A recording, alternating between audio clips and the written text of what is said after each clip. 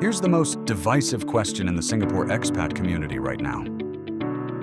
Can you actually live on $3,000 a month here? Ask 10 people. You'll get 10 different answers. Some will laugh. Some will say they did it for years. Some will tell you that $3,000 is barely enough to cover rent. And here's the thing, all of them are right. Because in Singapore, $3,000 a month is one of the most elastic numbers in the world. What it buys you depends almost entirely on a sequence of decisions, most of which you make in your first week. This video is the map. We're going to follow $3,000 through an entire month in Singapore, every category, every line item. And by the end, you're going to know exactly what you get, what you have to give up, and whether livable is the right word for what this budget builds. Let's start with the decision that determines everything else. Housing is the hinge of the entire $3,000 budget. Get this right, and the rest of the month is workable. Get it wrong, and you're in genuine survival mode before you've bought a single meal. A one-bedroom apartment outside the city center in Singapore costs between 1,800 Singapore dollars and 3,000 Singapore dollars per month. At current exchange rates, 3,000 US dollars is roughly 4,050 Singapore dollars. That means a one-bedroom apartment at even the lower end of that range, 1,800 Singapore dollars, takes 44% of your entire budget before utilities, before food, before transport, before anything else. But here's the move most people on a $3,000 budget actually make. They don't rent a one-bedroom, they rent a room. The average HDB rental price in Singapore in 2025 sits around 1,980 Singapore dollars for the whole flat. But rooms in those flats, in solid non-central areas, can be secured for 800 to 1,200 Singapore dollars per month. HDB flats, Singapore's public housing, don't come with pools and gyms, but they are located close to MRT stations, hawker centers, supermarkets, and schools. Foreigners can rent rooms in HDB flats from Singaporean owners as long as you hold a valid employment pass, S-Pass, or long-term visit pass. It's not glamorous, but it's one of the most strategically sound decisions you can make on a constrained budget because it unlocks everything else. So let's build this budget on the smart version. A common room in a well-located HDB flat in a mature estate with good MRT access for 1,000 Singapore dollars a month. That's roughly 740 US dollars. Call it $750. That leaves 2,250 US dollars for the rest of your life in one of the world's most expensive cities. Let's see what that actually buys. This is where Singapore genuinely earns its reputation and where your budget breathes. Singapore's hawker center system is one of the most extraordinary food infrastructures on the planet. Government-built, heavily concentrated across every neighborhood, and offering a rotating cast of Michelin-recognized dishes at prices that would be impossible almost anywhere else in a city of this economic standing. An Institute of Policy Studies study found the average cost of eating 3 meals daily at hawker centers, food courts, and capitiums works out to $16.89 per person, roughly $507 a month. Breakfast is the cheapest meal at around $4.81 on average. Dinner runs $6.20. All in, you're eating 3 genuinely good, culturally rich, satisfying meals every single day for about 12 US dollars. A filling dish at a hawker center typically costs between 4 Singapore dollars and 7 Singapore dollars. Chicken rice, laksa, char kway teow, roti prata, nasi lemak. These are not budget food in the way budget food usually sounds. These are Singapore's heritage dishes, served fresh, often by stall owners who've been perfecting their recipe for 20 or 30 years. Now, are you going to eat hawker food for every single meal? Probably not. You'll go out for a drink occasionally, a sit-down dinner on weekends, a cafe on a slow Sunday morning. Realistically, a $3,000 budget in Singapore carries a food spend of roughly 600 to 800 Singapore dollars a month. Call it 500 US dollars if you're disciplined, 600 if you're social. What's important? The Hawker system is your insurance policy. When you need to save, you have world-class food available for under $5 within walking distance of almost any HDB estate on the island. That's a structural advantage that very few expensive cities in the world offer. Running total: $750 rent plus $550 food equals $1,300 spent. $1,700 remaining. Singapore's mass rapid transit system is, without exaggeration, one of the best in the world. Clean, air-conditioned, reliable, extensive, and by the standards of what it delivers, remarkably affordable. The average monthly public transport expenditure for adult commuters in Singapore is estimated at about 45 Singapore dollars. Heavy commuters who use the adult monthly travel pass pay 128 Singapore dollars for unlimited train and bus rides.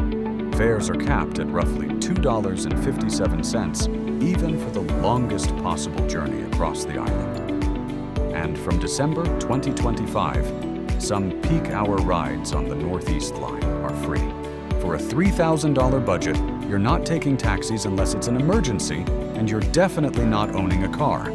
Singapore's COE car permit system alone can cost over 100,000 Singapore dollars. The MRT is not a compromise. It genuinely works. The longest commute on the island is under an hour, and the network reaches everywhere you need to be.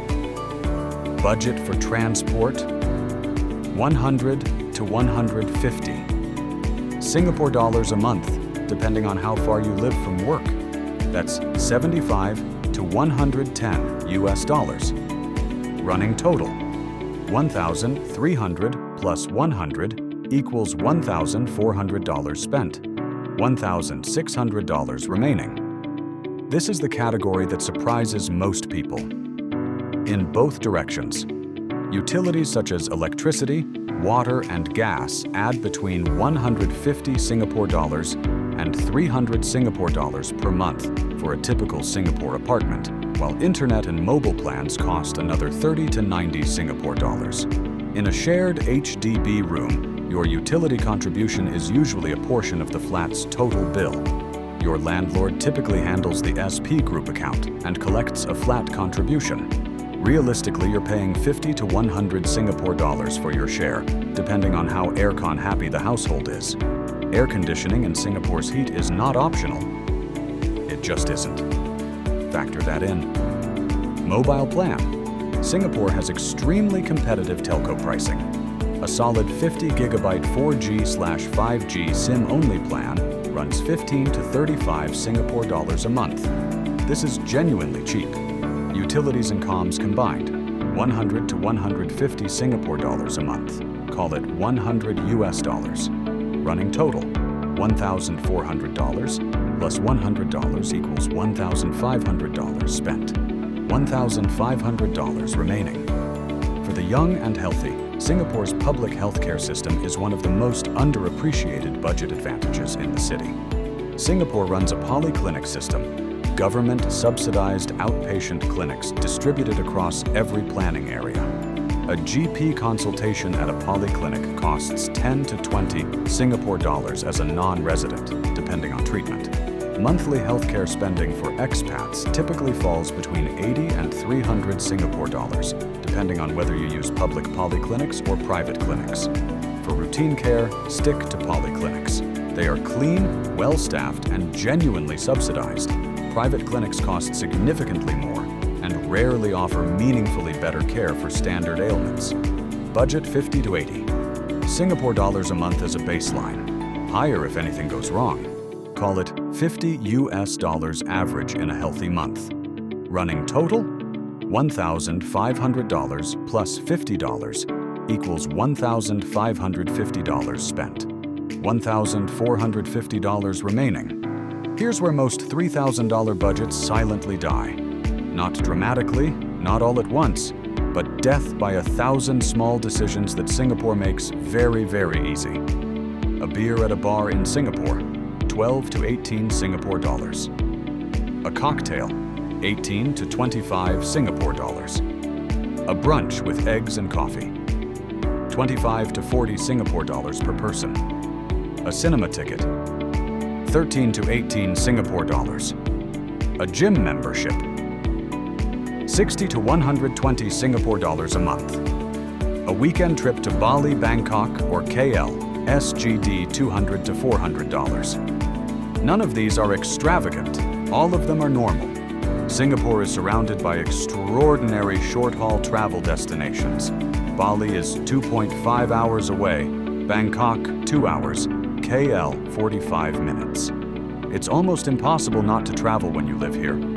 A comfortable lifestyle for a single person in Singapore requires around 7,000 Singapore dollars per month, including rent, food, transport, and entertainment. On a $3,000 budget, you are not living that version. What you're doing is making deliberate choices about what the Singapore life means to you, which parts you actually want, and which parts you can genuinely do without. The lifestyle line item for someone on a $3,000 budget, 1 or 2 social outings a week, maybe 1 regional trip a quarter, realistically runs 300 to 500 Singapore dollars a month. Call it 300 US dollars if you're strict. Running total, $1,550 plus $300 equals $1,850 spent. $1,150 remaining. Let's put the whole budget on the board. Room in HDB flat, $750. Food, hawker anchored, $550. Transport, MRT, $100. Utilities and mobile, $100. Healthcare, $50. Lifestyle, $300. Total, $1,850 a month. That leaves 1,150 US dollars at the end of the month. Over $13,000 a year. Is that tight? Yes. An employment pass holder living alone in Singapore typically needs between 2,500 Singapore dollars and 3,000 Singapore dollars monthly just to cover basic and lifestyle expenses. At 3,000 US dollars, you're operating near the lower end of that comfortable band. But you are operating. Here's the honest verdict. 3,000 US dollars a month in Singapore is not survival mode, but it requires you to lean into the city the way locals do, not the way the expat brochure says you should. It means your home is a room, not an apartment. It means your kitchen is a hawker center, not a restaurant. It means your car is the MRT, and it means your social life is calibrated to the fact that the number in your account is real, and it doesn't expand because Singapore's restaurants have great lighting. What it is not, miserable. Singapore at the hawker and MRT level of access is genuinely rich. The food is excellent. The safety is extraordinary. The city is one of the cleanest and most functional urban environments on Earth. The regional travel options are unmatched. On $3,000 a month, you can live here, explore here, save here, and actually enjoy it. The people who fail on $3,000 aren't failing because the budget is impossible.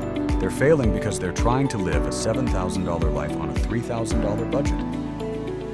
Those are 2 different cities, both called Singapore.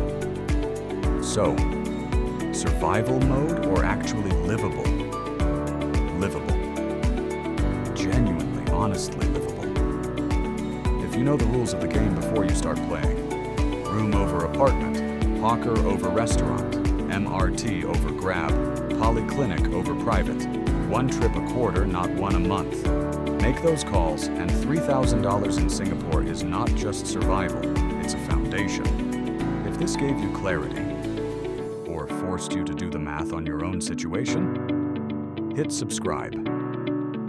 Every week I break down the real financial architecture of living and building in Southeast Asia. See you in the next one.